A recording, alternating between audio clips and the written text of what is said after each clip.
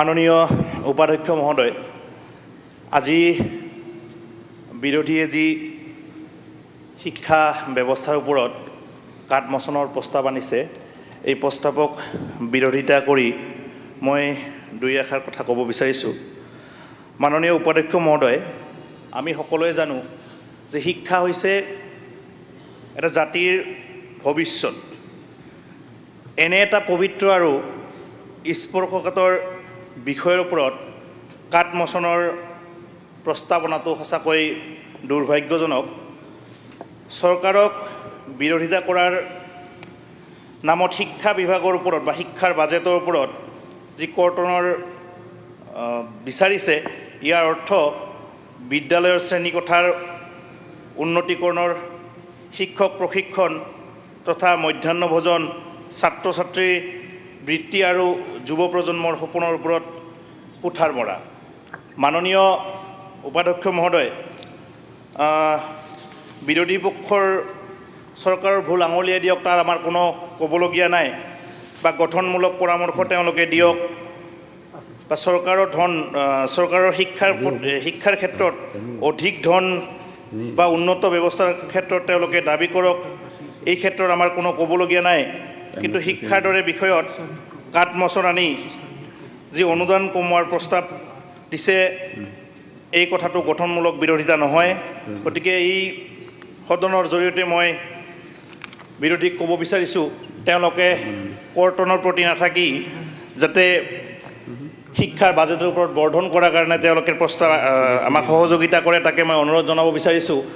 বৰ্তমান সময়ত অসমৰ যি শিক্ষা ব্যৱস্থা, এই শিক্ষা ব্যৱস্থাক অধিক আগবঢ়াই লৈ যোৱাৰ কাৰণে অসমৰ মুখ্যমন্ত্ৰী ডাঙৰীয়াৰ লগতে অসমৰ শিক্ষামন্ত্ৰীয়ে যথেষ্ট ক্ষেত্ৰত কাম কৰি আছে। আমি দেখিছোঁ আগৰ শিক্ষা ব্যৱস্থা আৰু বৰ্তমান শিক্ষা ব্যৱস্থাৰ মাজত দিন ৰাতিৰ পাৰ্থক্য আহিছে, আৰু এই শিক্ষা ব্যৱস্থাৰ পৰিৱৰ্তনৰ ক্ষেত্ৰত বা শিক্ষা ব্যৱস্থাক আগবঢ়াই লৈ যোৱাৰ ক্ষেত্ৰত আমাৰ যথেষ্ট ধনৰ প্ৰয়োজনীয়তা আছে।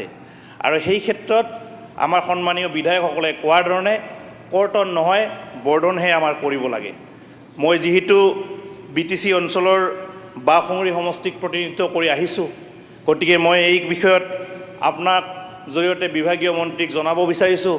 অলপ আগতেই আমাৰ সন্মানীয় বিধায়ক তথা ইয়াৰ আগতেই বাওঁসুঙুৰি সমষ্টি নাছিল যদিও সেই এলেকাটো তেখেতৰ অধীনস্থ আছিল, সন্মানীয় বিধায়ক ৰবিৰাম নাৰ্জাৰী ডাঙৰীয়াই কৈছে যে বাওঁসুঙুৰি সমষ্টিৰ অন্তৰ্গত ফকীৰাগ্ৰাম মহাবিদ্যালয়, এই ফকীৰাগ্ৰাম মহাবিদ্যালয়ত ছায়েন্স ষ্ট্ৰীমৰ কাৰণে তেখেতে 10টা বছৰে এইখন সদনতে তেখেতে বক্তব্য ৰাখি আহিছে।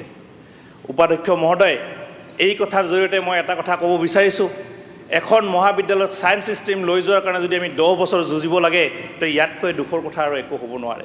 গতিকে মই আপোনাৰ জৰিয়তে বিভাগীয় মন্ত্ৰীক জনাব বিচাৰিছোঁ বা আহ্বান কৰিব বিচাৰিছোঁ যে ফকীৰাগ্ৰাম মহাবিদ্যালয়খনত আৰু যাতে আমি 10 মাহ যুঁজিব নালাগে, অনতিপলমে যাতে ফকীৰাগ্ৰাম মহাবিদ্যালয়ত ছায়েন্স ষ্ট্ৰীমৰ ব্যৱস্থা কৰি দিয়ে, তাৰ কাৰণে মই অনুৰোধ জনাব বিচাৰিছোঁ।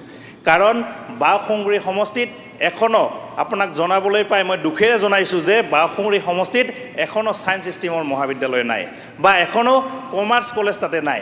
গতিকে ইয়াৰ লগে লগে ফকীৰাগ্ৰাম মহাবিদ্যালয়ৰ লগে লগে তাতে স্বামী যোগানন্দগিৰি এখন মহাবিদ্যালয় আছে, তাতে কমাৰ্চ ষ্ট্ৰীমৰ যাতে ব্যৱস্থা কৰি দিয়ে, তাৰ লগে লগে বাওঁসুঙুৰি সমষ্টিৰ অন্তৰ্গত শক্তি আশ্ৰম হাইস্কুল, লগতে Fakiragram higher secondary school, Chithila high school, Dholmara high school, লগতে বিভিন্ন শৈক্ষিক অনুষ্ঠান আছে য'ত ইনফ্ৰাষ্ট্ৰাকচাৰৰ যথেষ্ট কাম কৰিবলগীয়া আছে।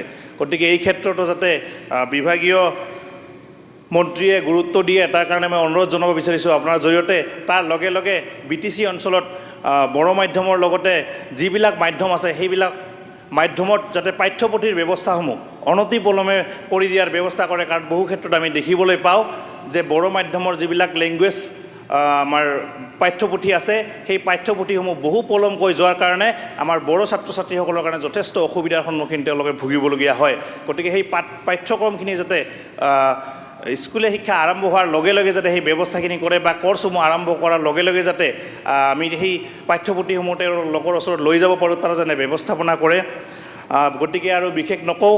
গতিকে আজিৰ এই যিটো বিৰোধীয়ে কাটমোচনৰ প্ৰস্তাৱ আনিছে এই প্ৰস্তাৱটোক মই বিৰোধিতা কৰি তেওঁলোকক আহ্বান জনাব বিচাৰিছোঁ শৈক্ষিক ক্ষেত্ৰ আগবঢ়াই লৈ যোৱাৰ ক্ষেত্ৰত মুখ্যমন্ত্ৰী ডাঙৰীয়াই বা শিক্ষামন্ত্ৰী ডাঙৰীয়াই যি ব্যৱস্থাপনা লৈছে সেই ক্ষেত্ৰত যাতে তেওঁলোকে সহযোগিতা কৰে ইতিমধ্যে আপোনালোকে দেখিছে যে BTCৰ খনিকৰ হাগ্ৰামা মহিলাৰী ছাৰে সেই অঞ্চলৰ উন্নয়নৰ কাৰণে যথেষ্ট কাম কৰি আছে সেই অঞ্চলৰে আমাৰ BTCৰ সন্মানীয় EM তথা সতীৰ্থ বিধায়ক ৰবিৰাম নাৰ্জাৰী ডাঙৰীয়াই যথেষ্ট কাম কৰিবলৈ যত্ন কৰি আছে আৰু সেই ক্ষেত্ৰতো যাতে আমাৰ অসম চৰকাৰে সম্পূৰ্ণ সহায় সহযোগিতা আগবঢ়ায় বা সেই অঞ্চলৰ শৈক্ষিক ব্যৱস্থাটো উন্নয়ন কৰাৰ কাৰণে যিখিনি আমাক যাৱতীয় ব্যৱস্থা কৰি দিব লাগে সেইখিনি যাতে তেওঁলোকে সহযোগিতা আগবঢ়ায় তাকেই কামনা কৰি মোৰ বক্তব্য সামৰিছোঁ ধন্যবাদ